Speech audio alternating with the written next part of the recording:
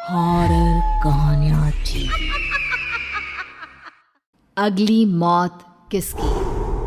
संजीव अपने दोस्तों राघव और प्रतीक के साथ बियर बार में बैठकर बियर पी रहा था। संजीव आज बहुत खुश लग रहा था। अरे यार, आज की पार्टी में तो मजा आ गया।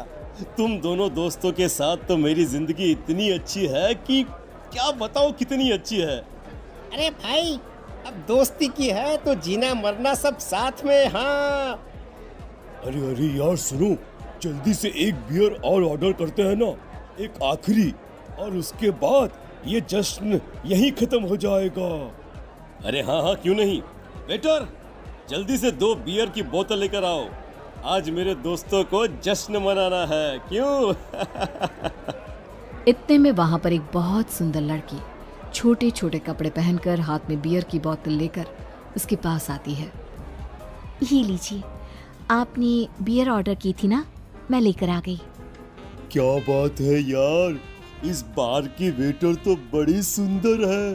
अब बियर लेकर आई हो तो अपने हाथों से ही पिला दो ना। हाँ, क्यों नहीं, जैसा आप बोलोगे मैं वैसा ही करूँगी। क्या बात है यार, अब तो लगता है रोज यहीं आना पड़ेगा।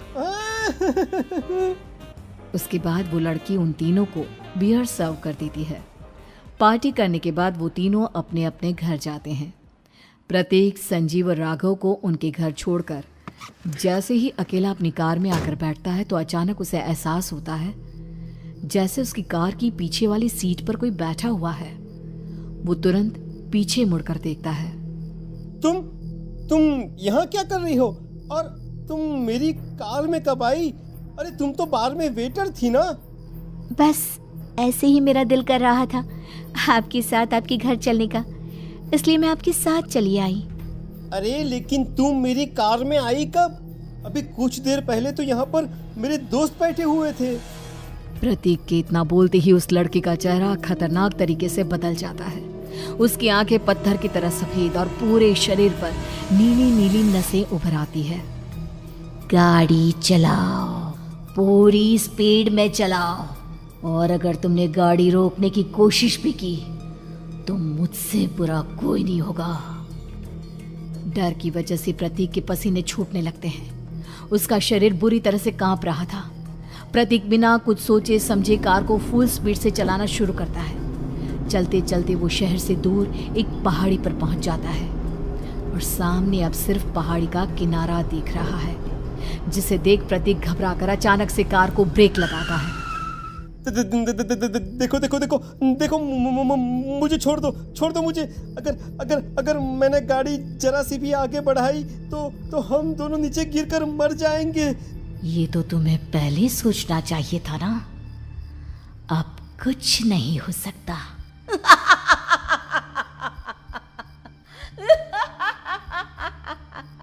छोड़ दो मुझे। नहीं, प्लीज मुझे छोड़ दो। प्लीज मुझे जाने दो। छोड़ दो मुझे। गाड़ी आगे बढ़ाओ।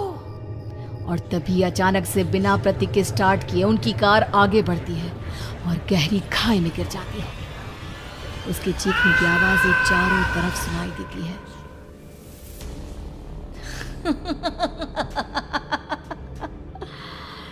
तुझे मारकर मेरे कलेजे में जल रही आग को थोड़ी शांति तो मिल गई, लेकिन अभी ये कहानी खत्म नहीं हुई।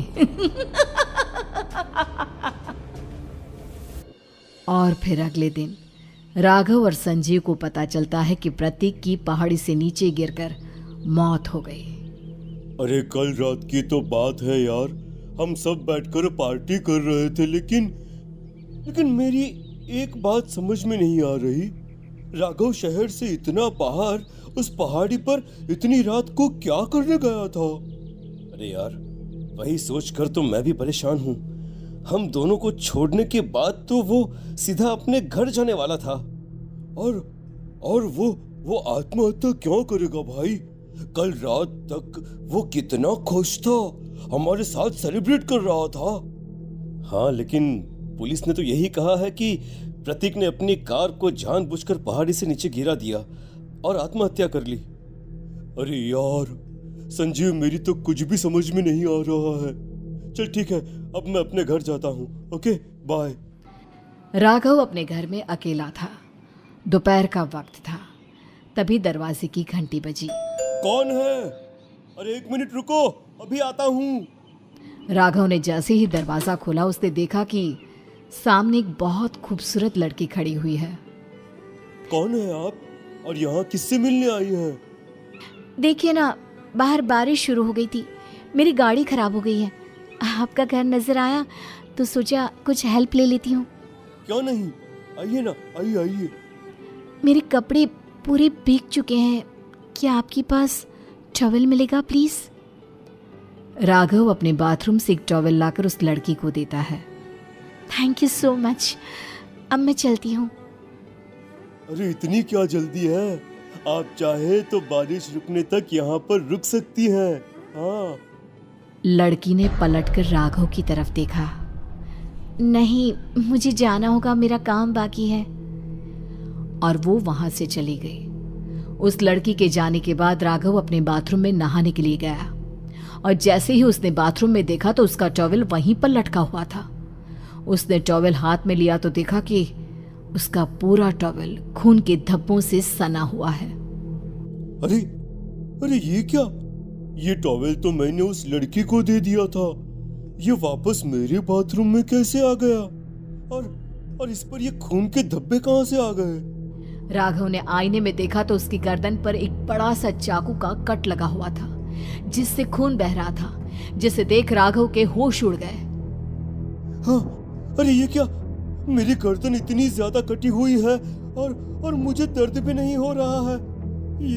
ये क्या हो रहा है मेरे साथ? राघव घबराकर बाथरूम से बाहर आया और अपना मोबाइल उठाकर उसने संजीव को फोन लगाया। संजीव जल्दी से मेरे पास आ जाओ। मुझे लगता है कुछ बहुत बड़ी गड़बड़ है, जल्दी आ जाओ। उधर से आवाज आई, लेकिन वो आवाज संजीव की नहीं बल्कि एक लड़की की थी। कुछ अजीब नहीं हुआ है, बस तुम्हारी मौत तुमसे मिलने आई थी और तुम्हें मारकर चली गई।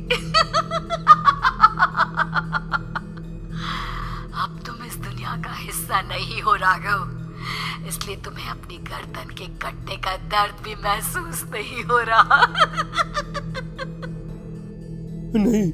नहीं, ऐसा नहीं हो सकता, ऐसा नहीं हो सकता। कौन हो तुम? तुम्हारी मौत। अब संजीव के पास खबर पहुंचती है कि राघव ने अपने ही घर में चाकू से गर्दन काटकर आत्महत्या कर ली। ये सुनने के बाद संजीव के होश उड़ गए। वो पसीने से तरबतर हो गया और एक अनजाना डर अब उसके दिल को सताने लगा। संजीव के साथ ही उसका एक छोटा भाई राजीव भी रहा करता था। अपने भाई को इस तरह परेशान देखकर राजीव उसके पास आया। अरे भैया, क्या हुआ भैया? आप इतने घबराए हुए क्यों लग रहे हैं? प्रतीक और राघव की मौत, मेरा मतलब मेरी कुछ समझ में नहीं आ रहा भाई। अचानक से मेरे दोनों दोस्तों ने आत्महत्या क्यों कर ली? अरे वो तो मेरी भी समझ में नहीं आ रहा है भैया। हाँ, हो सकता है कि कोई परेशानी होगी और इसीलिए उन्होंने ऐसा किया होगा। हाँ, लेकिन दोनों की जिंदगी में एक साथ परेशानी और दोनों का इतनी खतरनाक तरीके से आत्महत्या करना, कहीं ऐसा तो नहीं मैं भी मर जाऊंगा? अरे आप ऐसी बातें क्यों कर रहे हैं भैया? वैसे ही मैं इतना परेशान हूँ। जब से अंजलि ने मेरा साथ छोड़ा है तब से सब कुछ बहुत अजीब सा हो गया है। रोज रात को डरावने सपने आते हैं। ऐसा लगता है जैसे अंजलि बार बार मेरे सपनों में आकर मुझे डराने की कोशिश करती है। अंजलि का नाम सुनते ही संजीव की आंखें फट गई और उसके गले में आवाज अटक गई। उसके चेहरे पर घबराहट साफ नजर आ रही थी।